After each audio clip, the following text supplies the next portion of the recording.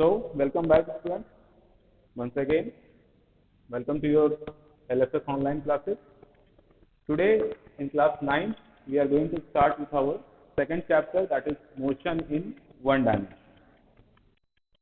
I hope all of you are familiar with motion. The term motion is very common. We have learned from 7th class onwards in detail. Then, what is the concept of one dimension? That we will discuss in this chapter. So, just have a recap before starting this chapter in detail. Let us discuss two terms first. Like first is rest. What do you mean by rest? See, what is the concept of rest here? When the position of any object is not changing.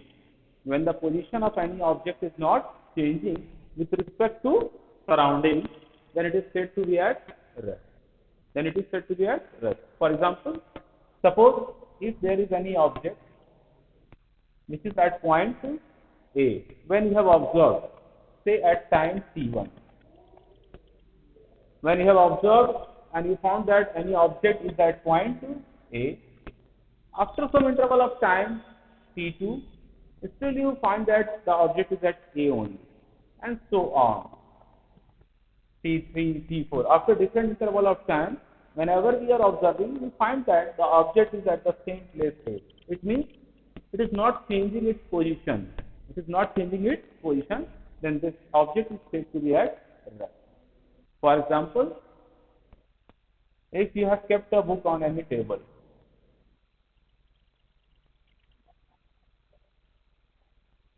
you have kept a book on a table on Monday, and next day when you came on Tuesday morning, you have found that the book is at the same place.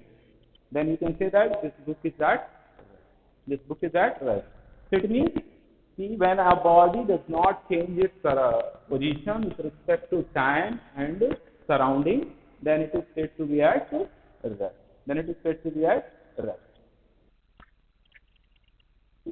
Similarly, motion.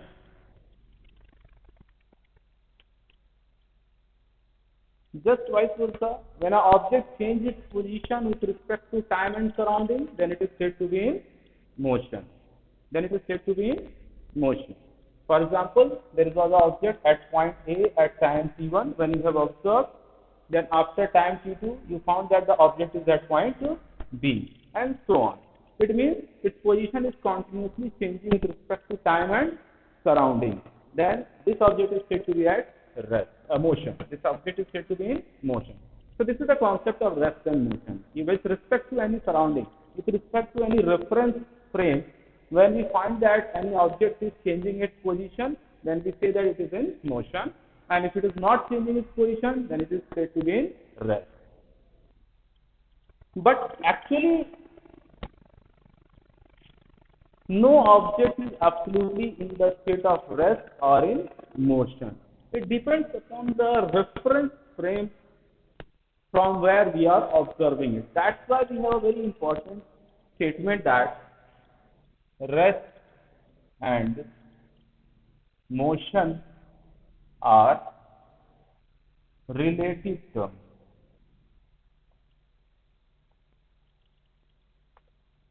Rest and motion are relative terms. Maybe you have studied this statement in class 7th and 8th also. What does it mean? It's not necessary that we can say that object is exactly at rest or it is in motion. It depends upon from which frame of reference we are observing the body. It means with respect to one frame or a reference point, object is at rest, and at the same time with respect to other point, it can be in motion. So this is the meaning of rest and motion are relative term. It means nothing is absolutely in the state of rest or motion. It depends upon from which point of reference we are observing it. For example, suppose take an example of a bus.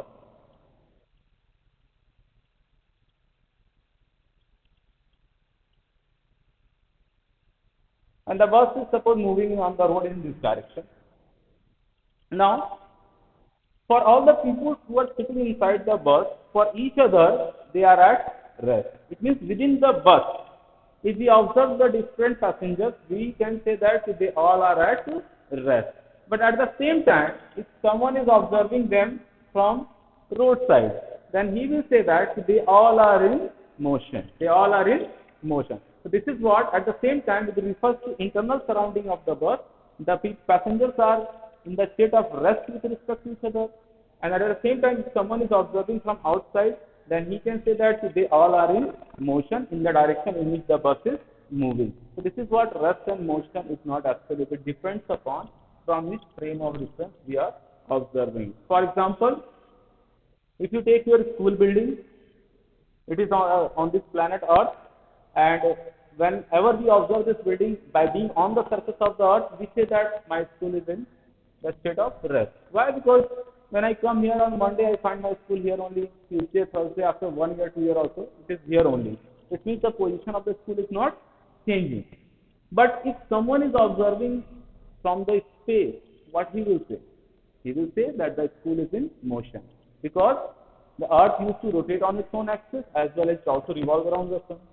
So with respect to the frame of the earth, the school is at rest. When we observe it from the space, we will say at the same time it is in motion. This is what called rest and motion are relative terms. It means a body can be in the state of rest, and at the same time it can also be in the state of motion, depending from which point of reference we are observing it.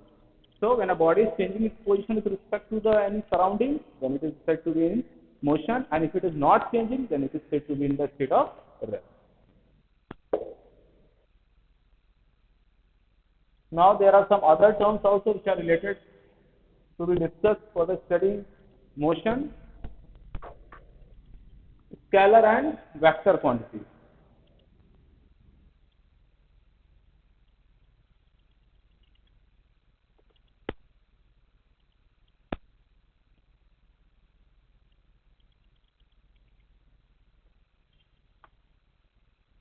Scalar and vector quantities. So first one, those physical quantities which requires only magnitude for their representation, they are called what? Scalar quantities. Those quantities which requires only magnitude for their representation, they are called what? Scalar quantities. For example, mass, time, temperature, etc. You can see whenever you ask what is the mass, you say 10 kilogram. Simple. 10 kilogram means what you have told, only the magnitude, and it is understood by the other person. So this is what called scalar quantities. Like what is the time? 10:30 a.m. Simple. What is the temperature of the day? 32 degrees Celsius. So here the magnitude itself is enough to represent that physical quantity. But those quantities which requires magnitude as well as direction for their representation, they are called what? Vector quantities. They are called vector quantities. For example, force, acceleration, movement of force, etc. Here, if you are asked about them, then you are required to tell about both magnitude as well as direction. For example, if someone asks what is the force acting on a body, then you will say 100 Newton, and then also you say that in downward direction or in upward direction or towards right or left, like that. It means for representing vector quantities, we need both magnitude as well as direction. So this is the difference between scalar quantities and vector quantities. Second one, the vector quantities are represented by a arrowhead. Like suppose if A is a vector quantity, then it is represented like this. What is the meaning of this arrowhead? The arrowhead represents a vector quantity where the length of the arrow gives the idea of its magnitude. For example, suppose if there are two forces, F1, another force is F2, and another force is F3. So here by observing the length, we can say that F2 is greater than F1 and F3. Because the length of the arrow which is used to represent force, second force, F2 is more than F1 and F3. So it means F2 is greater than F1 and F3. Second one, the direction. Arrowhead gives the direction in which the quantity is acting. So here F1 and F2 are acting in the same direction, whereas F3 is acting in opposite direction. So a vector quantity is always represented by a arrowhead, where the length of the arrow gives the idea about its magnitude, and the arrowhead gives the direction in which it is acting.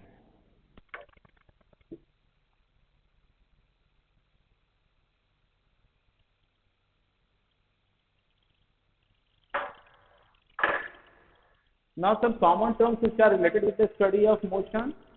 The first one is distance. Now what is distance? If a body is in motion, it means it is changing its place with respect to the surrounding, and suppose it moves from one point to any other point. Then the total path, the measure of the total path followed by the body is called distance. The total path, the length of the total path followed by the body is called distance. For example, suppose a body starts from A, it goes to B, and then finally it goes to C. A body starts from point A, goes to B, and then finally end up at C. So total distance is equal to, the total distance covered by the body is equal to AB plus BC. So the total length followed by the measure of the total length followed by the body while moving from one point to another point is called what? Distance. So suppose if AB is 10 km, BC is 5 km, then it will be 10 plus 5, 15 km. So you can see distance is the total length followed by the body. And second one, here we have only represented the distance in terms of its magnitude, that is 15 km. So once again, distance is the measure of the total length of the path followed by the body while moving from one point to another point. The SI unit is meter, represented by small m. Second one, distance requires only magnitude, so distance is a scalar quantity. Third one, the distance can never be zero. The distance can never be zero. Second term, displacement.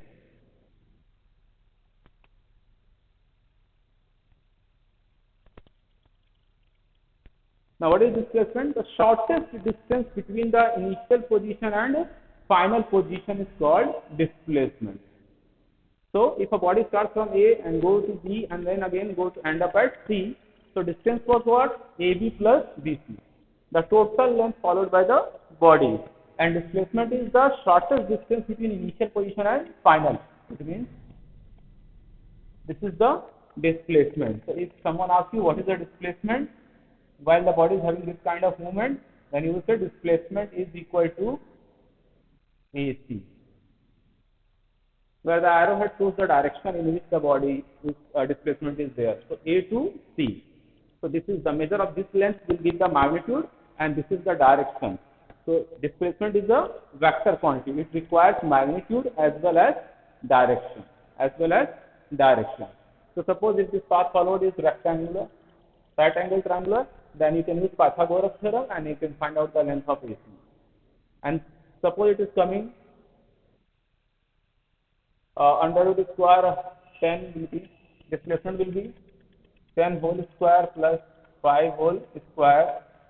So 100 plus 25, so 125, so it will come 5 root 5 kilometer towards AC. This is how you will write. First, we will use Pythagoras theorem, and then we will find the magnitude. It is coming 5 root 5 kilometer, and then we will also mention towards AC. So displacement requires both magnitude as well as direction. So it is a vector quantity. SI unit for measuring displacement is also meter, because it is also basically a length. So the basic difference between distance and displacement is what? The distance covered by a body is the measure of total length of the path followed by the body, whereas displacement is the shortest distance shortest length between the initial position and final. Distance covered by a body can never be 0, whereas displacement of a body can be 0. Displacement of a body can be 0. What is the condition?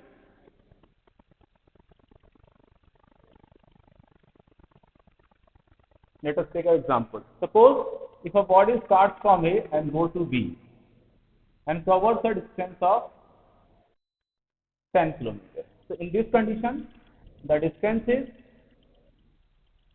10 kilometers. The displacement is 10 kilometers. So it means what we can conclude from here, if a body in motion does not change its direction, then the distance is equal to displacement. So you have to remember this. Sometimes this question is asked.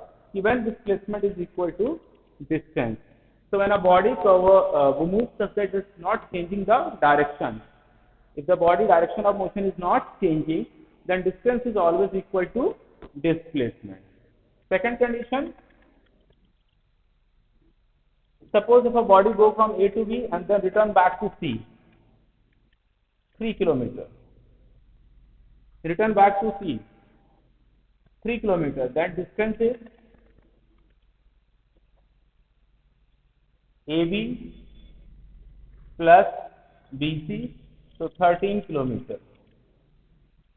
AB 10 plus returning 3, 13, and displacement is shortest distance between initial and final. Now final position is C, initial is A, so what is AC? So this will be equal to 7 kilometers towards CA, towards CA. So now you can see that if a body returns on the same path, or if a body starts changing the direction, then now distance is not equal to displacement, and now displacement is coming less than the distance. So displacement is either equal to the distance or less than distance. Displacement of a body can never be more than distance. Displacement is either equal to distance or always less than distance. Second condition, if suppose a body has moved from A to B and returned back to A, initial point, then distance is 20 kilometers, AB plus DA, and displacement is 0. So if a body return back to the original point, original position from where it has started moving, then the displacement is always 0. For example, if you take a body moving on a circular path, sometimes in exams, tricky questions are asked based on the concept of distance and displacement. So suppose if there is a circular path whose radius is r, and suppose if a body starts moving from A. So for one complete rotation, distance will be equal to 2 pi r, the measure of the circumference of the circular path, and displacement will be equal to 0. So this is the best example where the distance is not 0 but displacement is 0. So whenever a body moves on a circular path, then for one complete rotation, the distance is 2 pi r but the displacement is 0. So you have to prepare from this topic. What is the difference between distance and displacement? So we can have a recap. Distance is the measure of total path followed by a body, where displacement is the shortest distance between initial and final position. That's why distance is a scalar quantity, whereas displacement is a vector quantity. Displacement or distance of a body can never be 0, but the displacement of a body can be 0. If a body is not changing the direction, then distance is equal to displacement. Otherwise, displacement is always less than distance. Third one, if a body returns back to the original position, then the displacement of a body is 0. Next topic.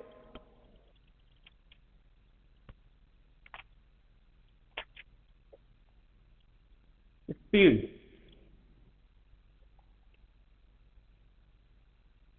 Now what is speed here? The rate of distance covered by a body is called speed, or the distance covered per unit time is called speed. So speed is denoted by small v, and it is equal to distance covered per unit time. So the rate of at which the distance is covered per unit time is called what? Speed. Now the SI unit of speed is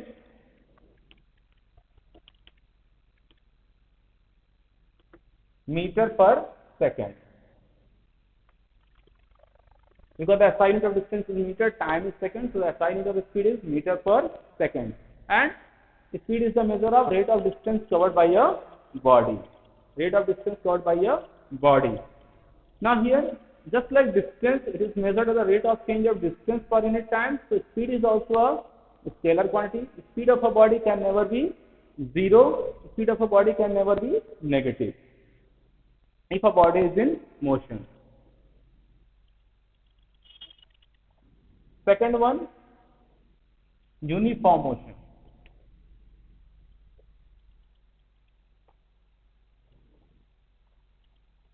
Now what is uniform motion or uniform speed? Uniform represents constant. So if a body is moving with a constant speed, if a body is moving with a constant speed, then the body is said to have uniform motion or uniform speed. Or in other way, you can say that if a body is in motion such that it covers equal distance in every equal interval of time, then it is said to have uniform motion or uniform speed. For example, if suppose a body starts moving from point A, it covers a distance of 10 kilometers in 5 minutes and reach the point B. Then again from B to C, 5 minutes and 10 kilometers. Again C to D, 5 minutes and 10 kilometers. So what we can observe here? We can see that the body is covering equal distance, that is of 10 kilometers in equal interval of time, 5 minutes. So in every 5 minutes, this body is covering 10 kilometers. So this is what the body is said to have uniform speed or uniform motion. So this is what called either the body is moving at a constant speed or the body is covering equal distance in every equal interval of time. Second one is non-uniform speed.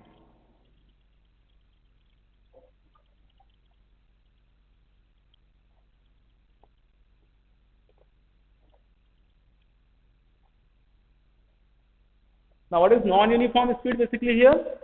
That when a body covers unequal distances in equal interval of time, it means the speed is variable.